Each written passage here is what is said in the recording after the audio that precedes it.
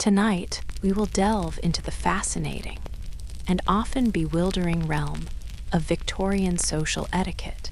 Prepare to have your perspective shifted as the unwritten laws these individuals followed for proper conduct were so exceptionally strange that they make our most cringeworthy modern interactions appear completely insignificant.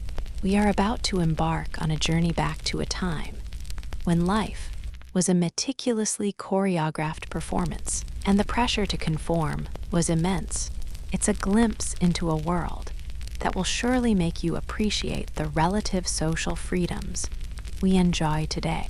Let's travel back together to Victorian England and explore the intricate web of rules that dictated every aspect of their existence. It promises to be an unforgettable experience. Trust me, these people had some seriously bizarre ideas about proper behavior that'll make your modern awkward moments seem like nothing.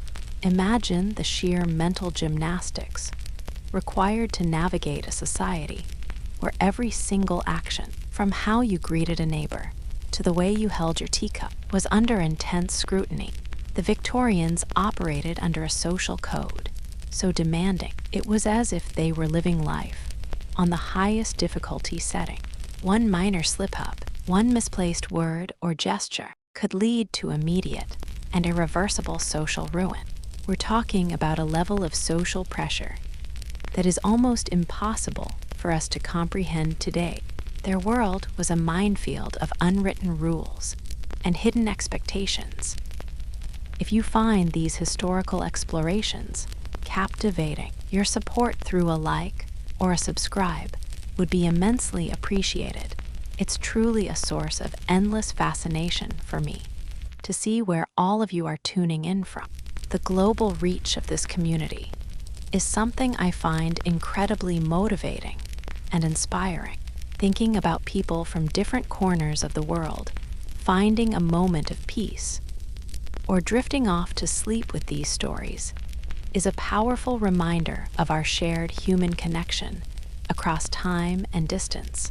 It fuels my passion for creating this content and sharing these historical narratives with all of you, wherever you might be listening from tonight. I have an insatiable curiosity about the global audience for these stories.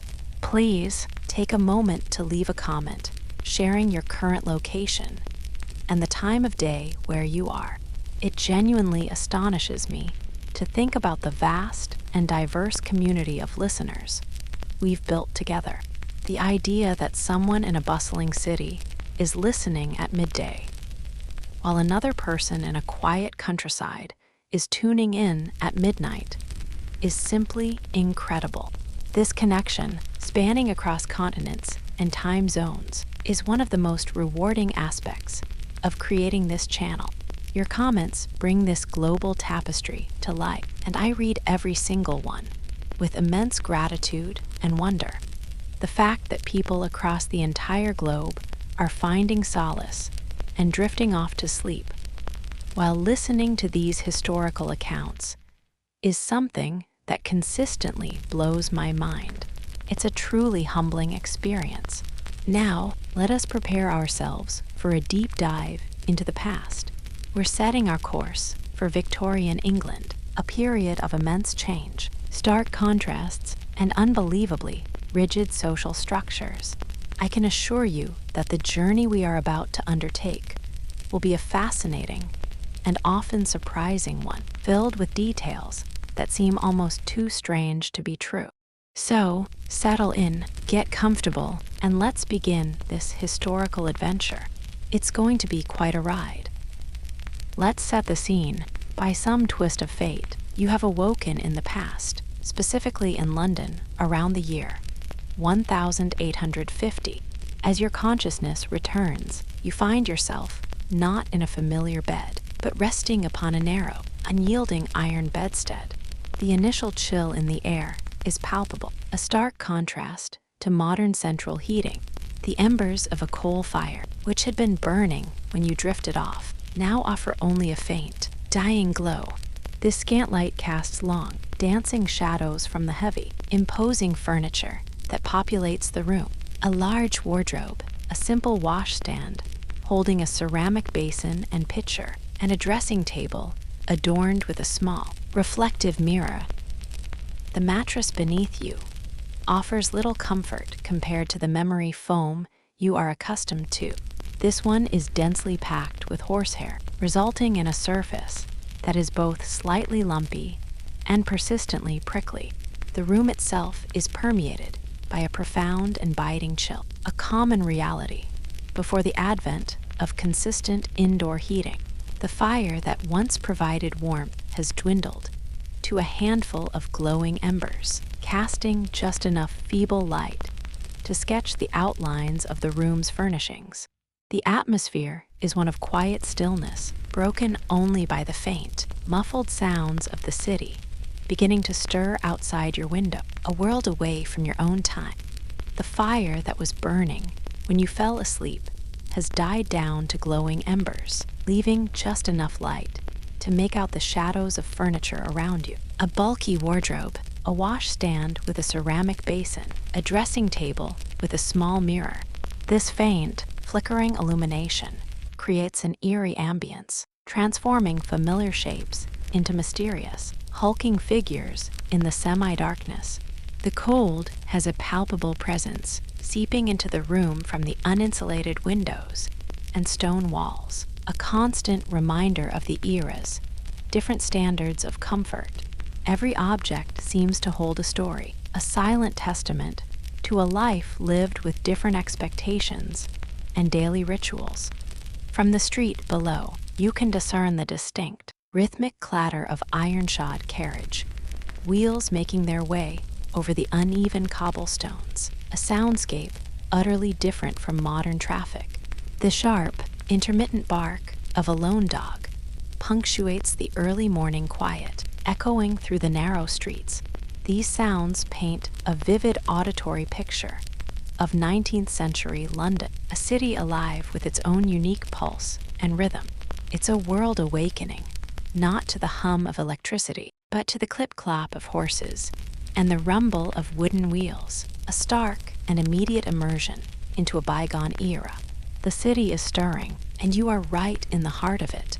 A persistent and pervasive scent permeates the air, the unmistakable smell of coal smoke, a constant companion in the atmosphere of Victorian London. This gritty aroma seems to find its way into everything, seeping relentlessly through every tiny crack and crevice, under each doorway, and around every window frame.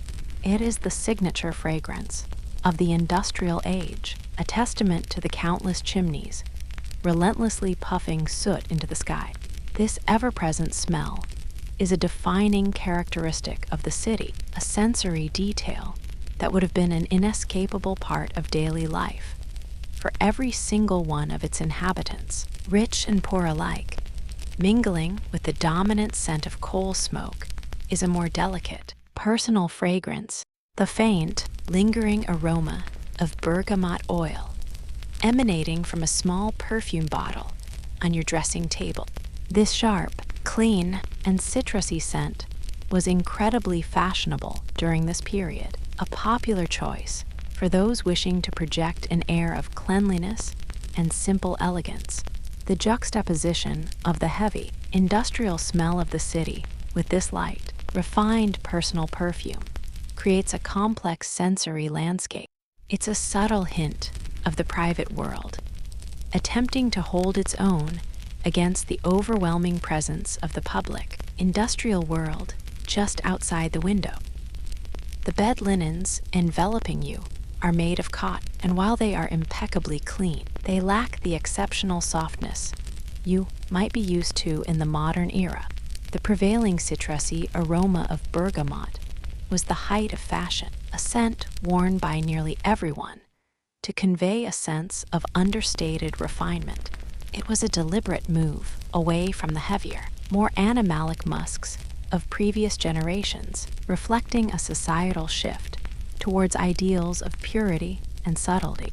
This preference for lighter, fresher scents was just one of the many ways the Victorians signaled their social standing and moral character through seemingly minor personal choices. The nightgown you are wearing is fashioned from practical, warm flannel, designed with modesty as its primary consideration. It features a high neckline, buttoned securely all the way to your chin, and long sleeves that cover your wrists completely. In an era where the slightest glimpse of skin could be considered suggestive, even sleepwear was constructed to conceal and to sexualize the female form. This garment is a perfect illustration of the period's obsession with propriety, or the rules of modesty, extended even into the privacy of one's own bedroom, governing the body even during unconsciousness. The idea was to remain respectable at all times. The very notion that anyone might catch a glimpse of your neck or wrists while you were asleep would be considered utterly shocking and scandalous. Such a display, however unintentional, would be a severe breach of the strict modesty codes that governed a woman's life. This rule highlights the extreme lengths to which Victorian society went to control female presentation and sexuality. The body was something to be rigorously policed and hidden away, with every part of it assigned a specific social and moral value. Even in the supposed sanctuary of your own bed, the invisible, judgmental eyes of society were ever present, ensuring you conformed. Resting on the small table next to your bed is a simple yet essential tool for summoning assistance. A small, handheld bell. With a deliberate movement, you reach out and give it a firm shake, producing a clear, ringing sound that cuts through the quiet of the house. This single, simple action sets in motion a chain of events, instantly signaling your need for a servant. In a household of this status, the bell is a symbol of authority and dependence, the primary means of communication between the family and their staff. It is the sound that begins the day's long list of duties for the servants and fulfills the expectations of the master or mistress.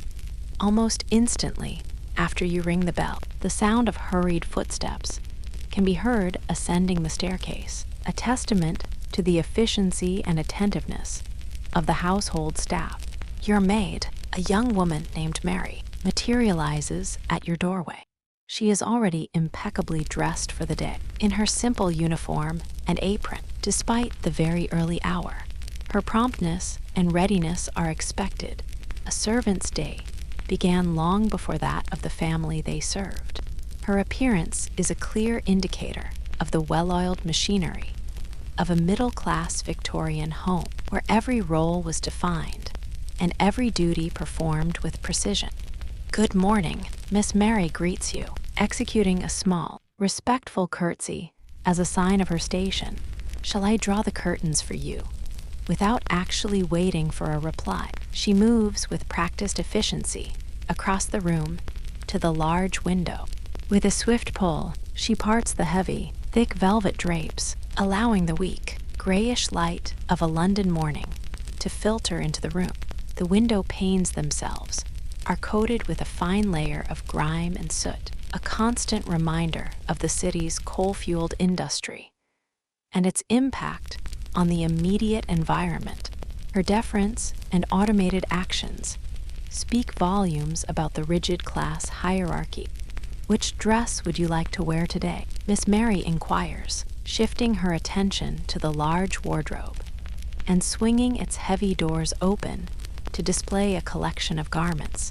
Inside, an assortment of dresses hangs in neat rows, each one seemingly more complex and structured than the one before it. It is at this very moment that your intensive education in the labyrinthine social rules of the Victorian era truly commences. Every single aspect of your day, from your choice of attire and manner, of speaking to the people you interact with, will be dictated by the most intricate and unforgiving social code imaginable. This is where you begin to understand that the Victorians were essentially navigating life on an expert difficulty setting where a single misstep could result in complete and utter social disgrace. As Mary holds up a day dress of a deep blue hue, she gently reminds you of your schedule. You have a morning call scheduled with Mrs.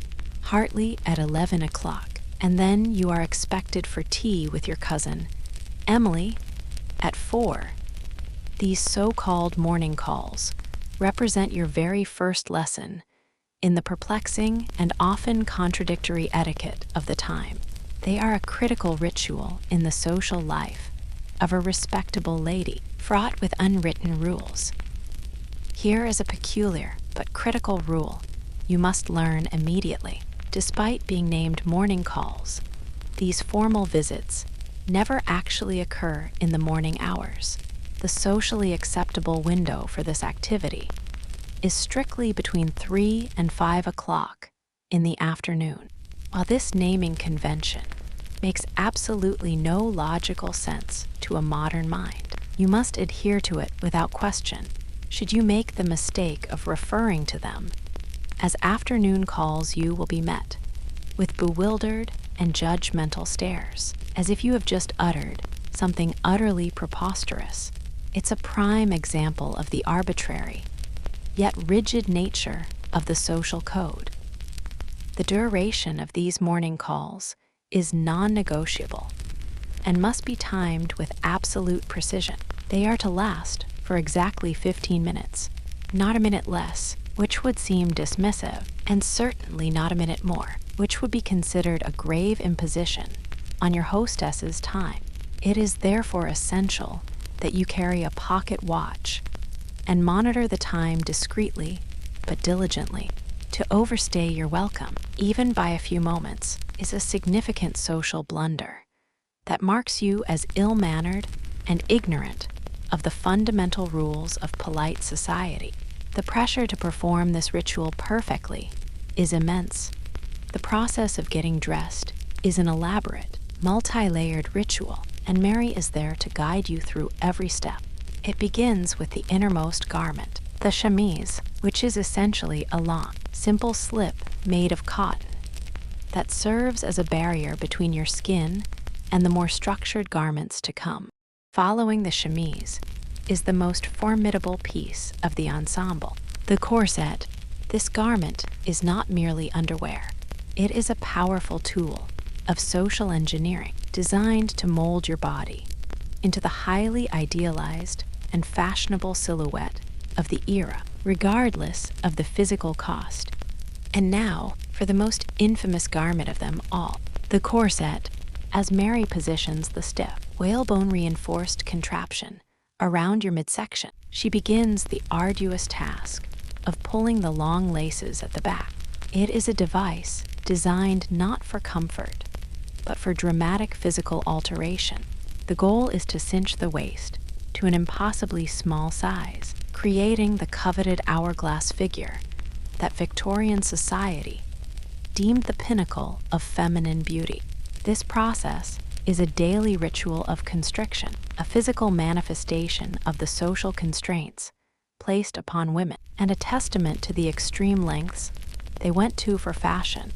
Tighter you find yourself instructing, recalling the unwritten rule that a truly respectable lady's waist should be so slender that a man could theoretically span it with his 2 hands. This idealized, almost inhuman proportion was the ultimate goal, a visible symbol of one's refinement and self-discipline. The pursuit of this tiny waist was a competitive endeavor among women, a way to signal their fashionable status and appeal within the rigid social hierarchy.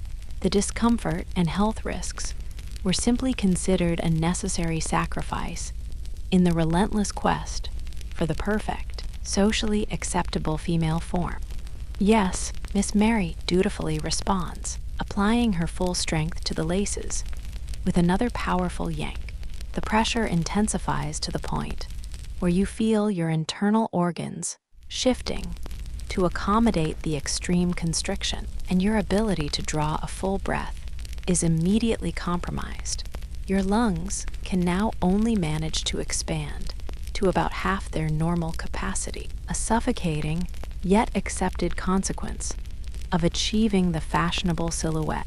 This is the painful reality of high society fashion in the mid-19th century, a daily endurance test where beauty and status are prioritized far above comfort and even basic well-being. This extreme discomfort is simply the accepted price one pays for being in vogue. It's a daily submission to the tyranny of style. Following the severe cinching of the waist, the next step involves the methodical application of petticoats, not just a single underskirt, but a succession of them. 1, 2, and sometimes even 3 are layered on top of each other. Each one contributes to the growing circumference of your lower half, systematically building the necessary foundation for the dramatic, bell-shaped silhouette that was the height of fashion. It is a process of architectural construction, all done with fabric and starch. After the petticoats comes the most crucial piece for achieving the desired shape, the crinoline. This is not a soft garment, but a rigid, cage-like framework meticulously crafted from flexible steel hoops. Its sole purpose is to make your skirt expand dramatically outwards, creating a wide, bell-like silhouette that holds its shape as you move. The overall effect is that of a colossal lampshade surrounding your legs, a structure that dictates how you walk, sit, and navigate through doorways. It is an impressive, if not entirely practical, feat of fashion engineering that defined the era's look. Finally, the magnificent dress is carefully lowered over this entire elaborate substructure. The gown itself features a bodice that is tailored to be incredibly tight, further emphasizing the constricted waist, and an enormous, voluminous skirt that drapes over the crinoline cage below. This final layer is the public-facing element of the ensemble, the beautiful facade that conceals the complex and uncomfortable engineering beneath. It is the culmination of a lengthy process, resulting in an appearance that is both striking and highly artificial, perfectly aligning with the period's aesthetic ideals. By the time the entire dressing ritual is complete, you are encumbered by an astonishing weight of fabric and steel, totaling approximately 15 pounds of clothing. This is not just an outfit, it is a significant physical burden that you are expected to carry with grace and poise throughout the day. The sheer heaviness of the ensemble restricts movement and requires a conscious effort to manage, adding another layer of physical challenge to the simple act of existing as a woman in this era. The weight is a constant, tangible reminder of the demands that fashion and propriety placed upon your body. Next, Mary turns her skilled attention to your hair. She meticulously pulls it back from your face with a severity that leaves no room for softness, gathering every strand into a perfectly neat and compact bun positioned at the nape of your neck. The style is deliberately controlled and austere, reflecting the broader societal emphasis on restraint and order. There is absolutely no tolerance for imperfection in this coiffure. Every single hair must be perfectly in its place, with no stray flyaways permitted to mar the polished and proper appearance you are required to present to the world. Will you be selecting gloves or mittens for your outing today? Miss Mary asks, presenting you with both choices held out for your consideration. This is not a casual question about accessories, but a query about a critical component of your public attire. The choice between the two styles might depend on the specific occasion or the weather, but the act of covering your hands is non-negotiable. It is a fundamental rule of respectable female dress, and to neglect it would be a shocking breach of decorum, akin to leaving the house half-dressed. Your selection completes the final, mandatory step of the dressing ritual. You select the gloves, recalling one of the most inflexible and absolute mandates of Victorian female propriety. A respectable lady must never, under any circumstances, reveal her bare hands while in public. This was not a guideline, but a strict rule that was followed with almost religious devotion. To be seen without gloves was considered a mark of low breeding and questionable morals. Therefore, hands were to remain perpetually sheathed in leather or fabric when outside the home, a crucial detail in maintaining the carefully constructed image of a modest and refined woman. This rule was ironclad. Your hands were expected to stay mysteriously hidden away at all times, as if governed by some peculiar and deeply ingrained principle of hand-specific modesty. The logic behind this obsession might seem baffling to a modern observer, but it was an integral part of the Victorian code of conduct. The concealment of the hands added to an overall aura of untouchable femininity and refinement. It was yet another layer of separation between the respectable woman and the world, a small but significant detail in the grand performance of public propriety that defined the lives of the upper and middle classes. As Mary assists you in carefully fitting the tight gloves onto your fingers, another crucial and unshakable rule surfaces in your memory: the strict prohibition of wearing noticeable perfume. This was a relatively new development in the ever-shifting landscape of social etiquette, a directive that came from the very highest echelon of society. The application of scent, like every other aspect of personal presentation, was subject to intense scrutiny and governed by a specific set of moral and aesthetic principles that distinguished the respectable from the vulgar. Choosing a fragrance was a delicate matter. The monarch herself, Queen Victoria, had publicly expressed her disdain for the heavy, musky perfumes that had been so popular in the preceding Georgian and Regency eras, declaring them to be vulgar and suggestive. Her personal taste and strong moral stance quickly became the standard for the entire nation. As the ultimate arbiter of style and propriety, the Queen's preference for subtlety and freshness reshaped the olfactory landscape of the era. To wear a strong, opulent scent was to directly defy the royal example and align oneself with a more licentious and less respectable past. In place of the forbidden heavy perfumes, the acceptable practice was to apply a subtle, clean scent. A respectable lady would delicately dab a small amount of lemon and bergamot oil, or perhaps lavender water, onto her handkerchief. The goal was not to be perfumed in the modern sense, but to carry an aura of freshness and impeccable cleanliness. This light, almost imperceptible fragrance was considered the epitome of refined elegance. It was a scent that hinted at hygiene and purity, rather than announcing one's presence with an overwhelming cloud of perfume, aligning perfectly with the modest ideals of the time. The amount of scent applied was crucial. It needed to be just enough to be pleasant at close quarters, but certainly not so much that it could be interpreted as a deliberate attempt to entice or seduce anyone with a scandalous and overpowering aroma. The fear of being perceived as fast or morally suspect was immense, and a woman's choice of fragrance was a key indicator of her character. The goal was to smell clean and pure, not alluring. This careful moderation in scent was another tool in the Victorian woman's arsenal for projecting an image of unimpeachable modesty and propriety. Now fully and properly attired, you begin to make your way down the main staircase to the ground floor for the morning meal.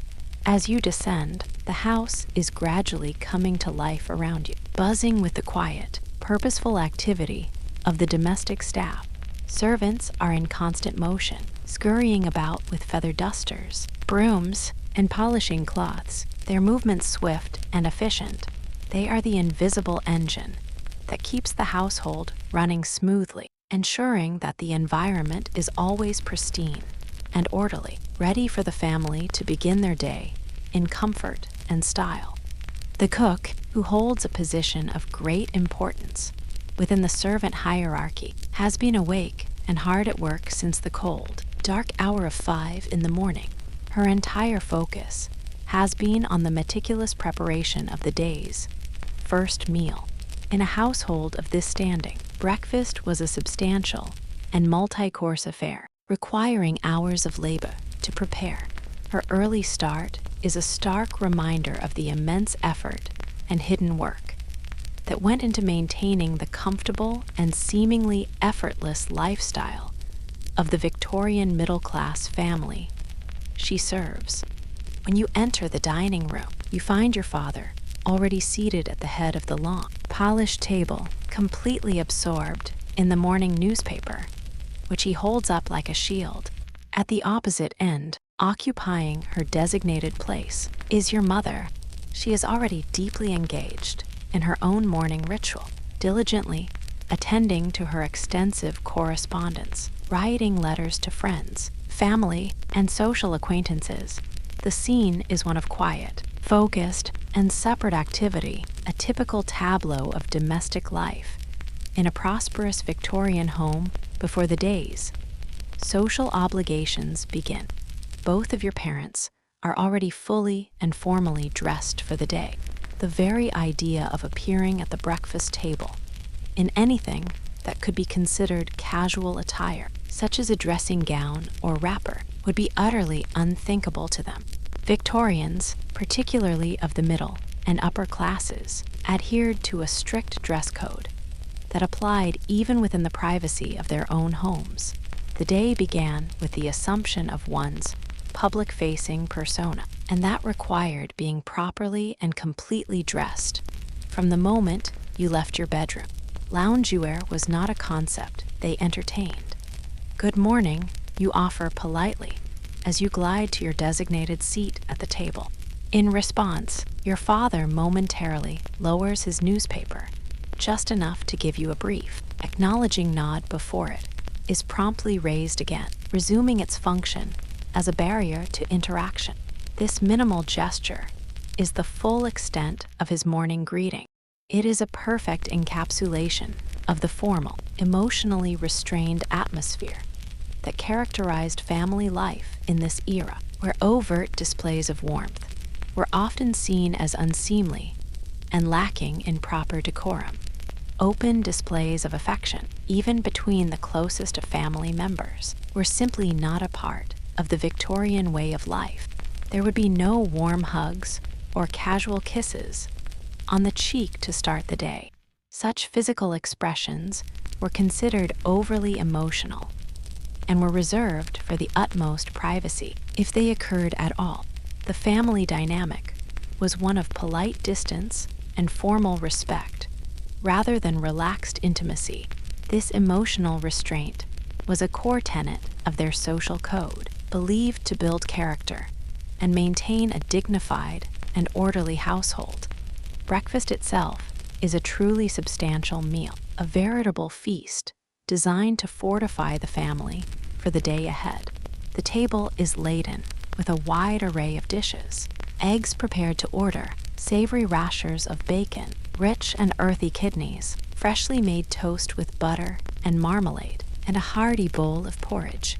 For the Victorians, breakfast was often the largest and most important meal of the day, a reflection of the era's prosperity and a practical necessity for fueling a day of work. Whether in business or in managing a complex household, you find yourself merely picking at the generous spread of food before you, as the intense pressure of your corset makes taking anything more than the smallest, most delicate bites an impossible task. The tight lacing physically restricts your stomach, making a hearty appetite a luxury you cannot afford if you are to maintain your fashionable figure. This is the daily paradox for a Victorian woman of status, being presented with an abundance of rich food while being physically constrained from enjoying it. Your body is a constant battleground between societal expectation and biological need. Remember, Jane, your mother says, her voice cutting through the quiet of the meal. Without her even looking up from the letter she is composing, her focus remains entirely on her correspondence, yet her mind is also on your social duties for the day. Mrs. Hartley's daughter, Charlotte, has just recently become engaged to be married. This piece of information is delivered not as casual gossip, but as a specific directive, a piece of social intelligence you will be expected to act upon later in the day during your scheduled morning call. You must be sure to offer her your sincere congratulations. Your mother continues, providing precise instructions for the upcoming social encounter.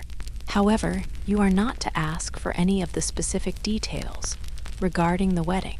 To do so would be seen as highly presumptuous and improper. This is a classic example of the delicate balance required in Victorian conversation. You must demonstrate awareness and polite interest in others' major life events, but you must not appear overly inquisitive or prying, as that would be a serious social transgression. You give a slight nod of understanding, mentally recording this specific directive for later. This interaction is a perfect illustration of the complex and often invisible rulebook that dictates every facet of Victorian high society. It is a world governed by countless unwritten laws and subtle nuances of behavior that one is simply expected to know and follow without question. Navigating this social landscape requires constant vigilance and a keen understanding of what is said, what is left unsaid, and the vast, meaningful territory that lies between the two. The core principle behind your mother's instruction is the deeply ingrained belief that overt curiosity is a vulgar and unrefined trait. To show too much interest in the personal affairs of others, even in momentous occasions like a wedding, was to betray a lack of proper breeding and social grace. A well-mannered lady was expected to maintain an air of polite detachment, acknowledging significant events with practiced poise, but never descending into what might be perceived as common nosiness. This restrained approach was considered a hallmark of true gentility. With breakfast concluded, you find yourself with a few free hours before your scheduled morning call. You decide that the most appropriate way to spend this time is to work on your needlepoint, a pursuit widely considered to be suitably feminine and virtuous. In an era that strongly believed that idle hands were the devil's workshop, it was essential for a respectable young lady to always be engaged in some form of productive, yet not overly taxing, activity. Needlework was the perfect solution, as it was both quiet and demonstrated domestic skill. The popular saying that idle hands are the devil's workshop was a deeply ingrained belief in the Victorian mindset, and as a result, a truly proper young lady was expected to be perpetually occupied. There was a strong moral imperative to avoid idleness at all costs, as it was seen as a sign of a lazy character and a potential gateway to temptation.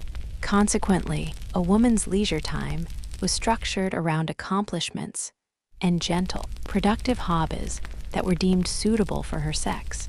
This constant, purposeful activity was a hallmark of respectability, demonstrating a disciplined and virtuous nature to the watchful eyes of society.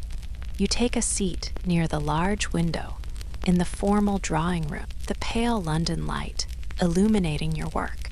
Your chosen activity is stitching an intricate pattern of colorful flowers onto a pristine piece of linen fabric. This delicate and time-consuming task is the very picture of feminine industry. The rhythmic, repetitive motion of the needle is both calming and purposeful, allowing you to be productive without engaging in any strenuous or unseemly labor. It is in this carefully controlled environment, engaged in this perfectly respectable hobby, that you will spend the next few hours of your morning. After a short while, your mother enters the drawing room and joins you, taking up her own piece of needlework in a companionable, if not particularly intimate, silence. The quiet stitching continues for some time before she speaks, her tone deliberately casual, so as not to betray any undue excitement. "I happened to encounter Mrs. Fairchild yesterday," she remarks, her eyes still focused on her sewing. "She mentioned that her son, Thomas, has recently returned home from his studies at the university." The information is dropped into the conversation with practiced nonchalance. Despite the bombshell of this news, you force your gaze to remain fixed on your intricate stitching, even as you feel your heart begin to beat a little more rapidly in your chest. The name Thomas Fairchild conjures a distinct memory, and a flicker of interest you must carefully conceal. To show any outward sign of excitement or even strong curiosity would be a serious breach of social decorum for a young, unmarried lady. Your composure is a mask, a well-practiced performance of feminine indifference that hides the flurry of thoughts and feelings stirring just beneath the surface. Your mind immediately flashes back to an event from the previous social season, a grand ball where you had the pleasure of dancing with him before he departed for his studies at Oxford. In a sea of often clumsy and self-important young men, he had made a memorable impression. The memory is a pleasant one, a brief moment of graceful connection in a world that was often characterized by stilted and awkward social interactions between the sexes. It stands out as a small, shining moment from the past year's whirl of social engagements. What you remember most about him were his kind eyes, and the fact that he managed to lead you through the dance without once treading on your feet, a simple courtesy that, remarkably, placed him far ahead of the majority of the other young gentlemen with whom you had ever danced. This combination of basic competence and a gentle demeanor made him a notable exception in the often disappointing pool of potential partners. He was, in your limited experience, a rare find, and the memory of his consideration has lingered with you. How very nice, you managed to say, your voice meticulously modulated to convey a tone of polite, almost detached pleasure.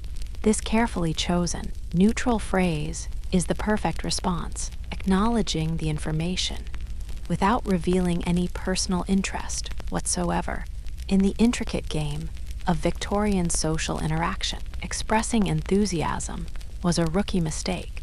Your restrained reply is a masterful move, demonstrating your command of the subtle art of conversation and your understanding of the importance of maintaining an air of feminine composure at all times. She also happened to mention that he specifically asked after you, your mother adds, her gaze now subtly shifting to watch your reaction with sharp, maternal scrutiny. At this, you feel a distinct warmth rising in your cheeks, a telltale blush that you pray is not too noticeable. You keep your expression perfectly composed, a mask of calm neutrality. Did he really, you reply, your tone one of mild, polite surprise. That was certainly very civil of him. Your performance of detached appreciation is critical in this moment of delicate social maneuvering. Your mother offers a slight, almost imperceptible smile, clearly satisfied with your beautifully restrained and proper reaction. Your ability to maintain your composure and feign a polite lack of personal investment is precisely what is expected of a well-bred young woman. To have shown any overt eagerness or unseemly excitement about the attentions of a young man would have been a significant social misstep. Your performance has passed her maternal inspection, confirming that you know how to play the game. according to the stringent rules of society. This entire, nuanced exchange is a perfect microcosm of the complex game of Victorian courtship. The entire system revolved around the art of pretending that you were not, in fact, playing a game at all. It was a delicate dance of calculated indifference, subtle signals, and carefully coded language. Both parties were expected to show interest without appearing interested, to pursue without seeming to pursue. The ultimate goal was to arrive at a match that appeared to be a matter of serene, almost inevitable social alignment, rather than the result of overt effort or emotional desire. At exactly 11:15, you cease your needlework and begin the ritual of preparing to go out. You and your mother proceed to don your bonnets, cloaks, and, of course, your gloves, preparing for the short journey to Mrs. Hartley's residence. You also retrieve your small, elegant card case, an absolutely essential accessory for this type of social engagement. It contains your personal visiting cards, small, beautifully printed pieces of paper bearing your name, which are the currency of this particular social ritual. Every item of your attire is perfectly calibrated for the occasion. Within your small, ornate card case, you carry your personal visiting cards, which are little rectangular pieces of pasteboard with your name elegantly printed on them. These are not mere accessories. They are indispensable tools in the complex ritual of the morning call. These cards serve as a formal announcement of your presence and a tangible record of your visit. The exchange and collection of these cards were governed by their own intricate set of rules, forming a silent language that communicated social status, relationships, and obligations within the tightly knit world of the Victorian upper classes. Although Mrs. Hartley's residence is located only a few streets from your own home, the act of walking there is governed by its own set of unwritten rules. To move too quickly or with too much purpose would be considered thoroughly unladylike and vulgar. A respectable woman was expected to glide through the public sphere with an air of unhurried grace, never appearing to be in a rush. This measured pace was a signal of her leisure and status, a clear indicator that she was not a working woman who needed to hurry from one place to another. Her movement was a performance of gentility. You consciously adopt the prescribed pace of a proper Victorian lady as you make your way along the street. This involves taking small, deliberate steps, maintaining a perfectly straight and rigid posture, and keeping your eyes modestly directed downwards.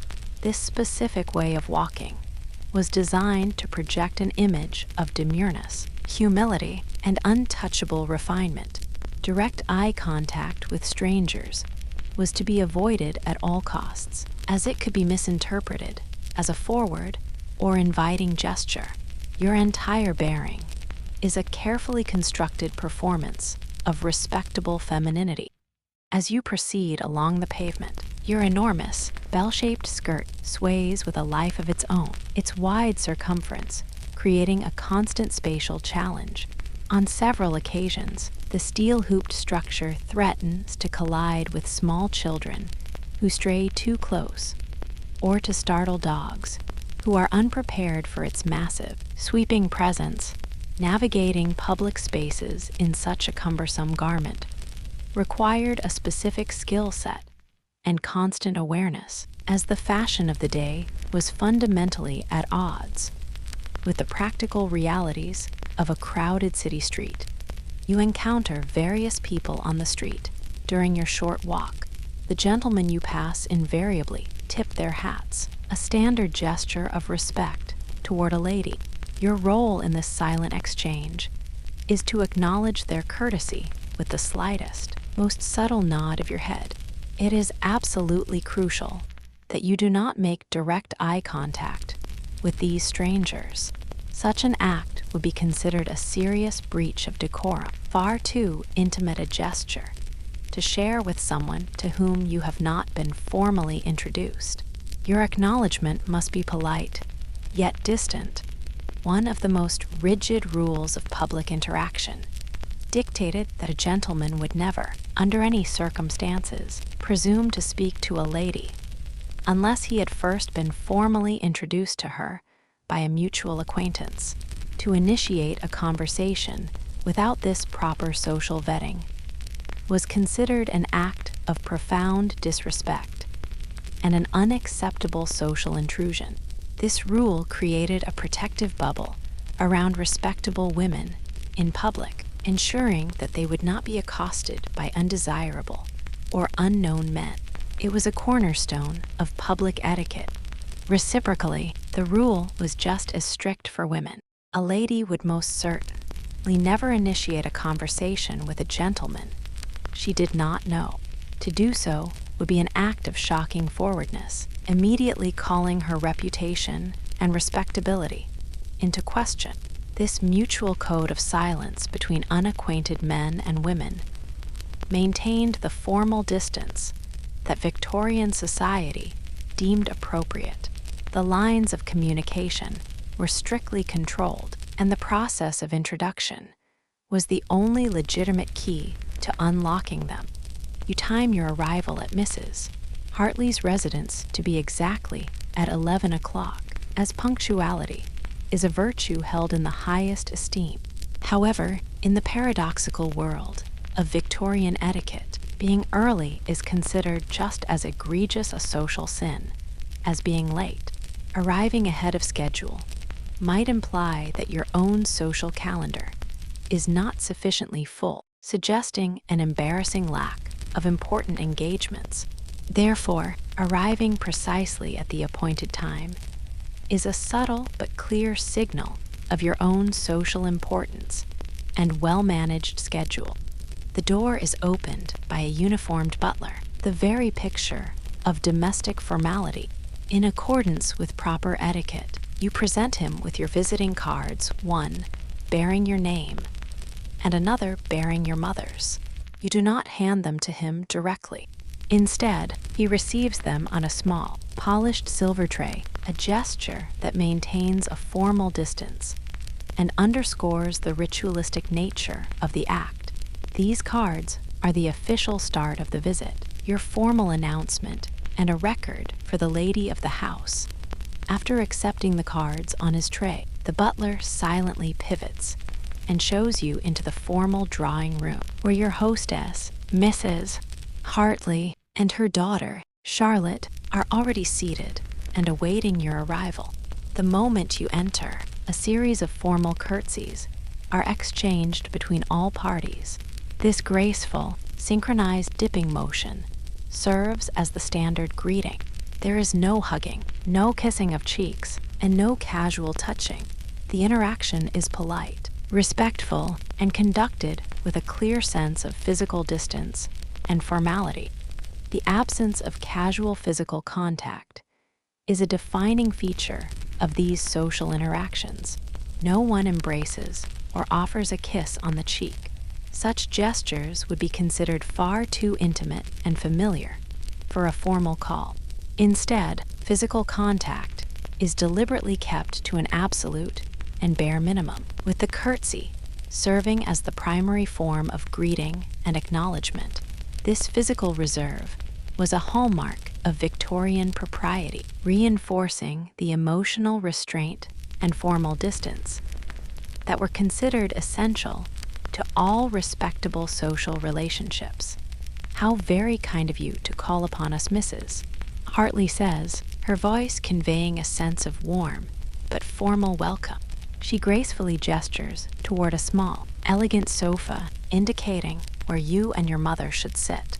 Her language is perfectly calibrated, for the occasion polite, appreciative, and adhering strictly to the established script of a morning call. Her role as hostess is to make her guests feel welcome, while simultaneously maintaining the structured, formal atmosphere that the ritual demands. She is a skilled practitioner of the social arts. You move toward the indicated sofa, and carefully arrange yourself upon it, an act that is far more complicated than it sounds due to the immense, cage-like structure of your crinoline.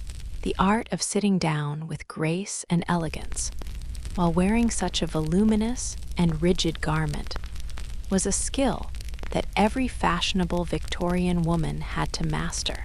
It required a specific technique and a great deal of practice to avoid crushing the steel hoops, tangling your skirts, or causing a general sense of disarray.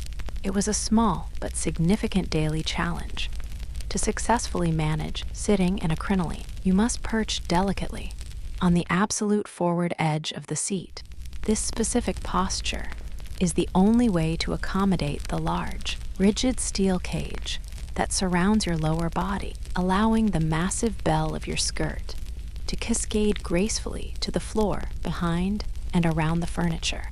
If you were to sit back normally, the hoops would be crushed against the back of the sofa, causing the entire structure to fly up in the front in a most undignified and embarrassing fashion. This seating technique was an essential part of a lady's social skill set. We were so incredibly pleased to learn of your happy news, your mother says, directing her comment to Charlotte with a warm, yet formal, smile in response to being the center of attention. Charlotte blushes in a manner that is considered perfectly appropriate for a young lady in her situation. "Thank you," she murmurs, her eyes modestly downcast towards her lap, a picture of demure happiness. This carefully executed display of humility and gratitude is the expected response from a bride-to-be when her engagement is mentioned in polite company. It is a performance of maidenly modesty. "Mr. Edwards is a very kind man," Charlotte adds, offering this simple compliment about her future husband. And with that statement, the topic of her engagement is officially and completely closed. That is the full extent of the information you, or anyone else present, will receive on the matter. The subject is now considered handled, and to press for any further details would be to commit a serious social error. The conversation must now pivot to a new, less personal subject, the previous one having been acknowledged and dispatched with perfect propriety.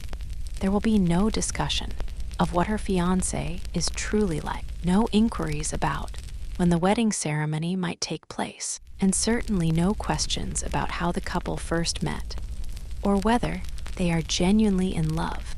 To ask any of these questions, which seem so natural to a modern sensibility, would be viewed as an unforgivable act of prying into affairs that are considered strictly private. The inner world of the engaged couple is off limits to public discussion, shielded by a thick wall of social protocol that prioritizes discretion above all else. Such direct inquiries would be immediately labeled as prying, and it was an unshakable tenet of their society that well-bred Victorians simply do not pry. This rule was fundamental to maintaining the formal, ordered social landscape they valued so highly. Personal lives were to be kept private, and the details of courtships and marriages were not considered appropriate fodder for general conversation. This commitment to discretion created an atmosphere of polite distance where much was understood, but very little was openly discussed, especially concerning matters of the heart. The group's conversation seamlessly transitions into a series of universally safe and neutral topics. They discuss the weather, which is currently cloudy, but thankfully not raining. They touch upon recent sermons delivered at church, which are described as uplifting, without being excessively long. Finally, they mention a musical performance that all have recently attended, agreeing that it was skillfully accomplished, without being flashy or ostentatious. These subjects are ideal because they allow for polite discourse, without any risk of controversy or unwelcome personal revelations. Every opinion is carefully phrased in the most moderate and inoffensive terms possible. Exaggerated language and strong, passionate opinions were considered unbecoming and were generally associated with the lower, uneducated classes. A person of high social standing was expected to exhibit emotional restraint and intellectual balance in their conversation. Therefore, everything is described as pleasant, accomplished, or agreeable. This verbal moderation was a key signifier of one's refinement and good breeding, a subtle but constant performance of class identity. After a duration of precisely 15 minutes, timed almost to the second, your mother gives a nearly imperceptible nod in your direction. This minuscule, almost invisible gesture is the secret signal you have been waiting for. It is the cue that your socially allotted time has expired and that it is now time to take your leave. This covert communication is a perfect example of the silent language used by Victorians to navigate their complex social rituals, allowing them to coordinate their actions seamlessly without breaking the flow of polite conversation. This subtle cue is all that is needed to initiate the departure sequence. Both you and your mother rise gracefully to your feet. "It was so very lovely to see you, Mrs. Hartley says, also standing to bid you farewell." What follows is a final round of polite pleasantries and another series of formal, synchronized curtsies.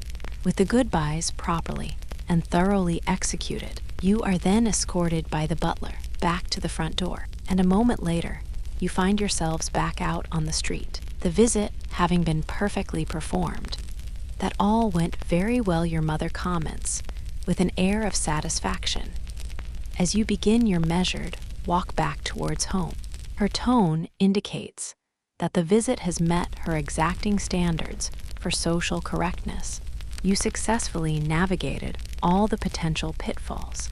You arrived on time, stayed for the correct duration, discussed appropriate topics, and departed with grace. In the high-stakes world of Victorian social calls, a visit that is merely fine or pleasant can be a failure. A visit that went well is a resounding success. Yes, very well, you concur, your tone matching your mother's. In the carefully curated vocabulary of Victorian conversation, describing something as having gone well is one of the highest forms of praise that one can bestow. It signifies a flawless execution of social duties, an adherence to all the unwritten rules, and a general sense of satisfaction with the outcome. This single, understated word carries a weight of meaning, conveying a level of approval that more effusive or emotional language would fail to capture with appropriate subtlety. Once you have returned home, you partake in a light luncheon, a small meal to tide you over until dinner. The remainder of the afternoon is then dedicated to reading a book that is considered improving. This means the volume is educational, moralistic, or historical in nature. You would not, of course, be permitted to indulge in anything too thrilling or emotionally charged. The goal of reading, for a young lady, was not mere entertainment, but self-betterment, a way to cultivate the mind in a manner that was deemed respectable and appropriate for her station. Novels that were known to stir the emotions, particularly those dealing with themes of passionate romance or dramatic adventure, were widely considered to be potentially harmful to the delicate sensibilities of young, unmarried ladies. It was a common belief that such stories could inflame the imagination, encourage unrealistic expectations, and lead to a state of unseemly emotional turmoil. Therefore, a young woman's reading material was carefully policed by her parents to ensure it was morally upright and intellectually fortifying, rather than merely entertaining. At precisely 4 o'clock, the schedule dictates that it is time for tea. On this particular day, your cousin Emily is the one who comes to visit your house for this ritual.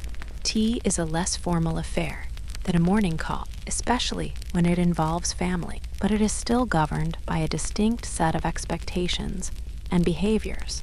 It provides an opportunity for more relaxed conversation, but the overarching principles of propriety and decorum remain firmly in place, shaping every aspect of the interaction from the moment your guest arrives. The ritual of afternoon tea shares many similarities with the morning call, but it is executed with a slightly less rigid formality, primarily because Emily is a member of the family. The presence of kinship allows for a marginal relaxation of the strictest rules. However, the core elements of polite society are still very much in evidence. The fundamental structure of the visit, the greetings, the conversational topics, the serving of refreshments, all follow a familiar and well-trodden path, ensuring that even this family gathering remains orderly and respectable. Even in this more relaxed family setting, you are still expected to maintain a perfect, upright posture throughout the visit. You must continue to speak in carefully measured, gentle tones about subjects that are considered suitable and appropriate. And, most importantly, you must scrupulously avoid anything that could even remotely be construed as malicious gossip or idle speculation about the lives of others. The foundational rules of polite conversation and behavior are always in effect, ensuring that even intimate family moments are conducted with a sense of propriety. After your cousin, Emily, takes her leave, you have a few hours of unstructured time before the evening meal. You use this interlude to practice the piano for exactly 1 hour. This specific duration is carefully chosen. It is long enough to demonstrate your commitment to maintaining your musical skills, a desirable accomplishment for a young lady, but not so long as to suggest that you might harbor inappropriate or unseemly ambitions of becoming a professional musician. Such a career path was considered entirely unsuitable for a woman of your social class. Dinner is scheduled for 7 o'clock in the evening. Since you are not entertaining any outside guests tonight, the meal is considered a relatively informal family affair. This designation, however, is highly relative. While it may be less elaborate than a formal dinner party, the meal is still a structured and formal event by modern standards. The concept of a truly casual family dinner did not exist. Every meal was an opportunity to practice and reinforce the family's commitment to propriety and good manners. Despite the informal nature of the family dinner, you are still required to change your entire outfit. You ascend to your room to change into a different dress, one specifically designated for such occasions. This dinner dress is noticeably fancier and more elegant than the day dress you have been wearing, but it is not as elaborate or revealing as a formal evening gown would be. It occupies a specific, intermediate place in your wardrobe, perfectly calibrated for the specific social context of a private family dinner. The act of changing clothes multiple times throughout the day was a standard practice for Victorians of a certain class. Each distinct part of the day and each specific social activity had its own corresponding dress code. A woman's wardrobe was a complex and highly organized system, with each outfit precisely calibrated to match the specific social context in which it would be worn.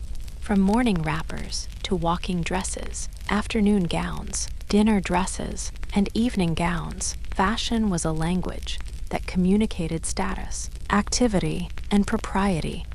Around the dinner table, the conversation is unfailingly polite, but it is not particularly personal or intimate. Your father and your brother engage in a discussion of business matters, a topic considered firmly within the male sphere of interest. This leaves you and your mother to listen quietly or engage in your own separate conversation. The meal is a reflection of the gendered separation that defined Victorian life. with conversational topics often divided along these same lines, even within the family unit. Your mother, for her part, speaks about the various charitable activities she is involved with, a common and approved outlet for the energies of upper-class women. As a young lady, your role in this conversation is primarily to be an attentive and respectful listener. You are expected to follow the various conversational threads with interest, but you would only offer a gentle, carefully worded opinion if you were directly addressed and asked for one.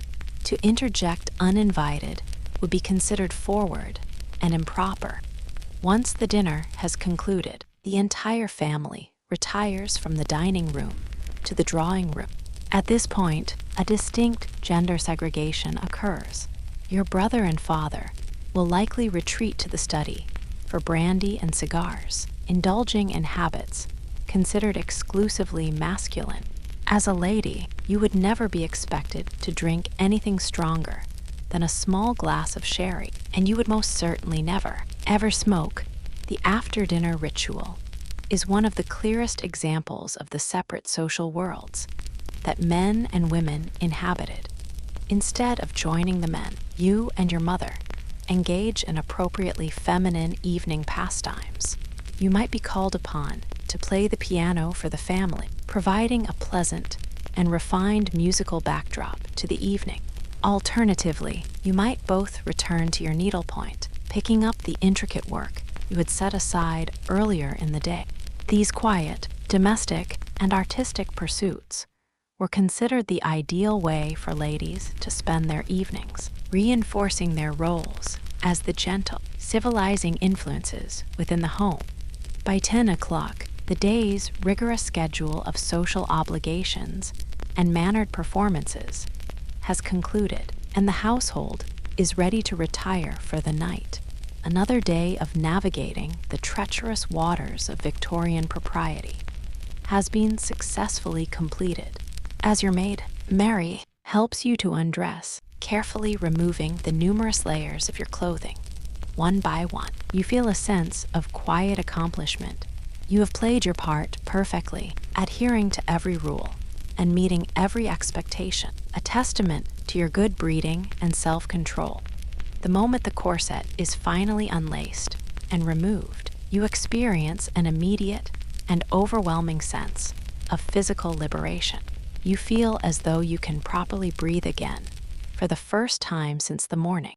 The release from the constant, vise-like pressure around your torso is a profound relief, a private moment of comfort at the end of a long day of public constriction. This nightly ritual of disrobing is a powerful, tangible reminder of the physical price that was paid to maintain the idealized female form that society demanded.